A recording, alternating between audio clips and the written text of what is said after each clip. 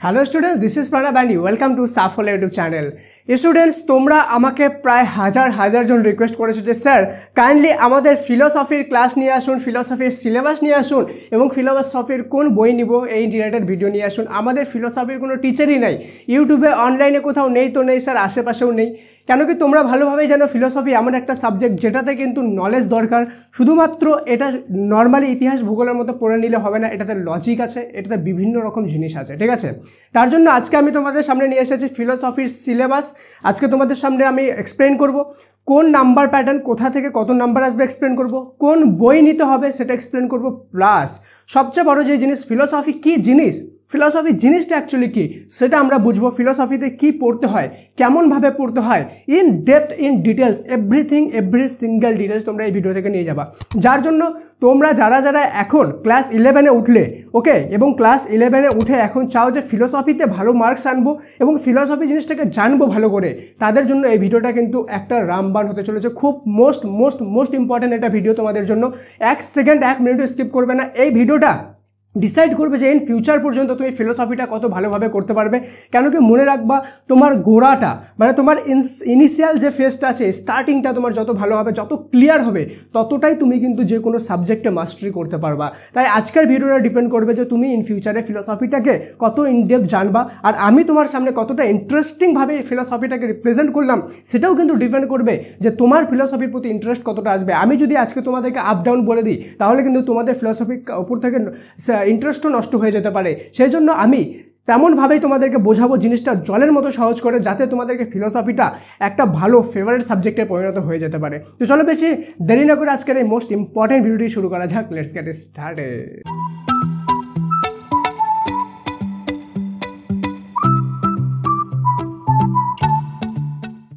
Student, ভিডিওর প্রথমেই বলে দিই আমি কিন্তু ভিডিওর শেষে খুব ইম্পর্টেন্ট একটা অ্যানাউন্সমেন্ট করবো, খুব বেশি ইম্পর্টেন্ট, সেটা অবশ্যই দেখবা।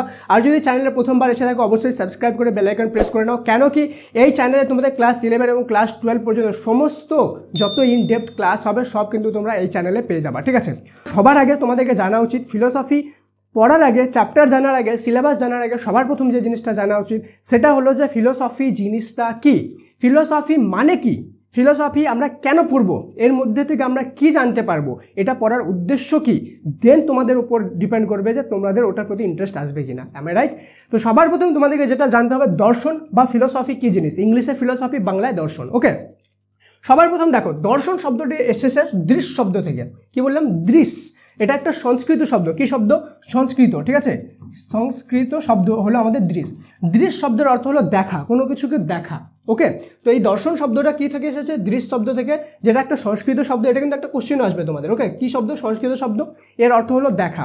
এবার দেখা বলতে কি ধরনের দেখা বলছে? এই যে চোখ দিয়ে যে দেখছি এটা না, আমাদের অভ্যন্তর দিয়ে, ঠিক আছে, বিভিন্ন রকম, এই যেখানে বলছে বুদ্ধি ও প্রজ্ঞার মাধ্যমে, ঠিক আছে, নিজের বুদ্ধি বিবেকের মাধ্যমে আমরা সত্যকে দর্শন করতে যে পারবো, যে সত্যের যে দর্শন করব সেটা আমাদের এখানে দর্শন, ঠিক আছে। অর্থাৎ দর্শনে আমরা বিভিন্ন সত্যের যাচাই করব যে এটা কি আদৌ সত্য। অনেকজন বলে ভূত হয়, ভূত কি আদৌ সত্য? অনেকজন বলে ভগবান হয়, ভগবান কি আদৌ আছে না নেই? ভগবান এর সত্যটা কি? ভগবান কোথায় আছে, কেন আছে, কাদের হিসাবে আছে, কারা কারা ফিলোসফার বলেছেন আছে, তাদের পিছনে কি লজিক ছিল, এবং কোন কোন ফিলোসফার বলছে ভগবান নেই, তাদের পিছনেও লজিক আছে, কি লজিক ছিল।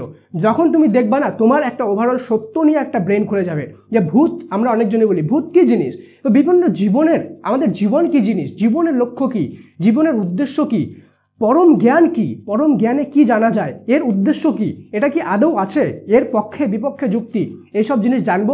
আমাদের জীবন নিয়ে ওভারঅল আমাদের যে দৃষ্টিভঙ্গি সেটাই কিন্তু ফিলোসফি চেঞ্জ করে দিবে, এবং আমরা নিজের জীবনকে, নিজের আশেপাশের সমস্ত কিছুকে এবং বিভিন্ন যে আমাদের বিভিন্ন বুদ্ধি বিবেকের মাধ্যমে আমরা বিভিন্ন সত্যকে উপলব্ধি করার চেষ্টা করব, যে যেই জিনিসগুলো আমরা এতদিন ধরে বিশ্বাস করে আসছি সেগুলো কি আদৌ সত্য কি সেগুলো সত্য না।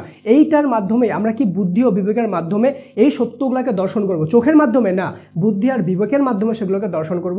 এটাই হলো দর্শন, ঠিক আছে। দর্শন করা মানে বুঝতে পারছো, সি ওয়াচিং যাকে বলে, ঠিক আছে। তো এই ওয়াচিংটাকেই বলে দর্শন, ঠিক আছে। এটা হলো একটা সংস্কৃত শব্দ, কিন্তু এখানে একটা ক্যাচ আছে, সেটা হলো ফিলোসফি। ফিলোসফি শব্দটা যে এসেছে সেটা হলো ফিলস প্লাস সোফিয়া। ফিলস মানে হয়ে গেল ভালোবাসা আর সোফিয়া মানে হয়ে গেল জ্ঞান। তো তোমরা ধ্যান দিয়ে দেখলে বুঝতে পারবা যে ইংরেজি যে ফিলোসফি শব্দটা আছে এটার সাথে বাংলার দর্শন শব্দটার কিন্তু কোনো মিল নেই, ঠিক আছে? এটা একটা অপরের পরিপূরক নয়, এটা কোনো সমার্থক শব্দ না। দর্শনের ইংলিশ ফিলোসফি জায়গায় ইউজ করি ঠিকই, কিন্তু দর্শন আর ফিলোসফি জিনিসটা কিন্তু শব্দ দিয়ে যদি দেখি সেটা কিন্তু আলাদা, ঠিক আছে? ইংরেজি আমাদের ওয়েস্টার্ন কালচারে ফিলোসফি যেটাকে বলা হয়, ঠিক আছে, সেটা কিন্তু বাংলায় দর্শন না, ঠিক আছে? কিন্তু হ্যাঁ, ফিলোসফিতে তারা যে জিনিসগুলো পড়ে আমরা বাংলা দর্শনে ওগুলাই জিনিস পড়ি, সেই জন্য দর্শনের জায়গায় ফিলোসফি ইউজ করা হয়। কিন্তু ডাইরেক্ট অর্থে দর্শন আর ফিলোসফি একই জিনিস না, কেন কি দর্শন মানে হলো দেখা, সত্যকে উপলব্ধি করা, সত্যকে দেখা, আর ফিলোসফি মানে হয়ে গেলো ভালোবাসা প্লাস জ্ঞান, ঠিক আছে? ফিলস প্লাস সোফিয়া, বুঝতে পারলা? আচ্ছা স্টুডেন্ট, কিন্তু ভিডিওতে আগে যাওয়ার আগে একটা খুব ইম্পর্টেন্ট কথা, তোমরা যারা যারা এতদূর পর্যন্ত ভিডিও দেখছো কাইন্ডলি সবাই কমেন্টে MORE মোর লিখে একটা লাভ রিয়েক্ট দিয়ে দাও, ঠিক আছে? আমি দেখতে চাই কারা কারা ফিলোসফি জিনিসটা বুঝতে পারছো এবং কারা কারা ডেডিকেটেড স্টুডেন্ট এতদূর পর্যন্ত ভিডিও দেখছো। কাইন্ডলি সবাই কমেন্টে মোর লেখো, আমি কিন্তু তোমার জন্য ওয়েট করছি। কমেন্টে এখনই মোরটা লিখে দাও, একটা লাভ রিয়েক্টও দিবা, ওকে? আমার জন্য লাভ রিয়েক্ট দিবা, ঠিক আছে? তো চলো এবার এই ভিডিওতে আগে যাই। তো এই জিনিসগুলো আমরা পড়বো যে বিভিন্ন প্লেটো হয়ে গেল, ঠিক আছে, বিভিন্ন রকম দার্শনিক হয়ে গেল, ওয়েস্টার্ন দার্শনিক, আমাদের অ্যারিস্টটল হয়ে গেল, রেনে দেকার্ত হয়ে গেল, স্পিনজো হয়ে গেল, জন লক হয়ে গেল, এদের বিভিন্ন দার্শনিক দৃষ্টিভঙ্গি কী ছিল, এরা সত্যকে কীভাবে উপলব্ধি করতে চেয়েছিল, এই সমস্ত কিছু আমরা দর্শনে বুঝবো, ঠিক আছে? দর্শন যখন পড়বা এটা এতটাই ইন্টারেস্টিং জিনিস, এখানে বিভিন্ন রকম লজিক পড়তে হয়, লজিক দিয়ে বুঝতে হয় যে ওটা কি আদৌ সত্য। তুমি যে একটা কথা বলছো ওই কথাটা কি সত্য কথা বলছো না মিথ্যা কথা বলছো, ওটাকে আমি কিভাবে যাচাই করব? কেউ একটা কথা বলছে ওটা সত্য না মিথ্যা আমি কিভাবে বুঝবো, কিভাবে যাচাই করব, ঠিক আছে? বিভিন্ন রকম মতাদর্শ চলছে দুনিয়াতে, কোন মতাদর্শটা সঠিক, কেন সঠিক, সেটা কেউ বলবে ওটা সঠিক, কেউ বলবে ওটা ভুল। তো যে বলবে সঠিক ওটা সঠিক, আবার যে বলবে ওটা ভুল ওটা ভুল। কিন্তু যে সঠিক বলবে তার পিছনে কিছু লজিক থাকবে, যে ভুল বলবে তার পিছনেও কিছু লজিক থাকবে। তো আমরা ঠিকটা ভুলটা দুটাই দেখব, দুটাই দেখে আমরা নিজের বুদ্ধি আর বিবেকের মাধ্যমে ডিসাইড করবো যে কোনটা সঠিক। এটাই আমাদের দর্শন পড়ার উদ্দেশ্য এবং দর্শনে এইসব জিনিসগুলো আমরা জানতে পারবো। খুব ইন্টারেস্টিং একটা সাবজেক্ট, বাট ডিপেন্ড করে যে তুমি কার কাছে পড়ছো, কোথায় পড়ছো এবং কে তোমাকে পড়াচ্ছে। যদি তোমার টিচার যে কেউ হোক, আমি এখানে কোনো মানে ডিফারেন্সিয়েট করছি না, যে কোনো টিচার যদি তোমাকে ভালো পড়ায়, ঠিক আছে, তুমি দর্শনটাকে খুব ভালোভাবে বুঝতে পারবা এবং খুব ইন্টারেস্ট জাগবে এবং তুমি মানে এটার প্রেমে পড়ে যাবা, ঠিক আছে? কিন্তু সেম জায়গায় তোমাকে যদি এমন কোনো টিচার পড়ায় যে তোমাকে বোঝাতে পারছে না দর্শনগুলো, লজিকগুলো তোমার মাথায় ঢুকাতে পারছে না, সেই ক্ষেত্রে কিন্তু তুমি ঘোর বিপদে পড়ে যাবা। কেন কি দর্শন সাবজেক্টটা যেমন একদিকে অনেক সহজ তেমন একদিকে অনেক কঠিন, কিন্তু ডিপেন্ড তোমার উপর করে না, তোমার উপর তো করে যে তুমি কতটা প্রচেষ্টা করছো, কিন্তু সাথে টিচারেরও উপর ডিপেন্ড করে যে তোমাকে কতটা বোঝাতে পারছে, ঠিক আছে? তো ফিলোসফি জিনিসটা এতটা ইন্টারেস্টিং একটা জিনিস, তার জন্য তুমি যদি চাও যে তোমাদের গ্রামে বা শহরে বা আশেপাশে কোথাও ভালো টিচার নেই, যে তুমি দর্শনটাকে ভালোভাবে বুঝবে, ভালোভাবে করবে, বা তোমার যদি অনলাইনে তো নেই, ঠিক আছে, তো তোমাদের জন্য আমরা নিয়ে এসেছি সাফল্যের তরফ থেকে ফিলোসফির অনলাইন ক্লাস, ঠিক আছে? এই ক্লাসে তোমরা উইকলি 2টা ক্লাসেস পাবে, লাইভ ডাউট সলভিং ক্লাসেস পাবে, ক্লাসের মধ্যে নোট পাবে, রেগুলার টেস্ট পাবে এবং তোমাদের পরীক্ষায় 100% মার্কস অর্থাৎ 40 মার্কস আনার গ্যারেন্টি পাবে, ঠিক আছে? এখন শুধুমাত্র এই ফিলোসফিটা 30 তারিখ অবধি, ঠিক আছে, 31 মে অবধি, 31 মে অবধি যারা নেবে তারা 249-এ নিতে পারবে, আর্লি বার্ড অফার। এটা কিন্তু 31 মের পরে, শুধু এটা না, বাকি যতগুলো সাবজেক্ট আছে সবগুলো 31 মের পরে বেড়ে 399 হয়ে যাবে। তো যারা এফএল করতে চাও এখনই যাও, পিন কমেন্টার লিঙ্ক ডিসক্রিপশানে দিলাম, ঠিক আছে? সেখানে ক্লিক করে এখনই ফিলোসফি ক্লাসে জয়েন হয়ে যাও। এখানে আমি তোমাদেরকে পড়াবো ফিলোসফি, আর এমন জলের মতো সোজা করে পড়াবো, যেগুলো তোমাদের বাংলা যে কবিতা হয় না, বা তোমাকে সবচেয়ে সহজ কী মনে হয় বাংলার ছোট গল্পগুলো, সেগুলো থেকেও সহজভাবে তোমাকে আমি মাথায় ঢুকিয়ে জলের মতো গুলে খাওয়াই দিব। ফিলোসফি এতটা ইন্টারেস্টিং একটা জিনিস যেটা আমাকে পার্সোনালি খুব ইন্টারেস্টিং মনে হয়। এখান থেকে আমি প্রচুর কিছু শিখতে পেরেছি, জীবনের অনেক উপলব্ধি পেয়েছি, জীবনের অনেক কিছু জানতে পেরেছি ফিলোসফি থেকে। তো তোমরা যদি চাও আমার কাছে সেই সব নলেজ নিতে যেগুলো আমি জানি, ঠিক আছে, আমি তোমাদেরকে তোমরা যদি চাও যে আমি তোমাদেরকে ফিলোসফি জিনিসটা জলের মতো গুলিয়ে খাইয়ে দিই এবং তোমাদেরকে এটাকেই তোমাদের বেস্ট সাবজেক্ট হিসাবে পরিণত করে দিই, ফেভারিট সাবজেক্ট হিসাবে পরিণত করে দিই, তাহলে তোমরা আমার ফিলোসফি ক্লাসটা জয়েন হতে পারো। 249-এর লিঙ্ক পিন কমেন্ট ডিসক্রিপশনে দিলাম, কীভাবে জয়েন হতে হবে দেখে নাও, ঠিক আছে? সেখান থেকে দেখে এখনই জয়েন করে নাও। মনে রাখবা ক্লাস কিন্তু অলরেডি শুরু হয়ে গেছে, তো অবশ্যই সেখানে জয়েন করে তুমি নিজের ফিলোসফির একটা নতুন জার্নি শুরু করতে পারো। আর যাদেরকে মনে হয় কঠিন ফিলোসফি তাদেরকে আমি বলে দিই যে ডিপেন্ড করে সেটা কে পড়াচ্ছে, বাট আমি যদি পড়াই তাহলে তোমার জন্য ফিলোসফিটা জলে গুলে খাওয়ার মতো মনে হবে, ঠিক আছে? চলো, নাম্বার 1, আমাদেরকে ফিলোসফির ওভারঅল 2টা ইউনিট দেওয়া হয়েছে এবার সেমিস্টার 1-এ, একটা ইউনিট 1 একটা ইউনিট 2, ক্লিয়ার?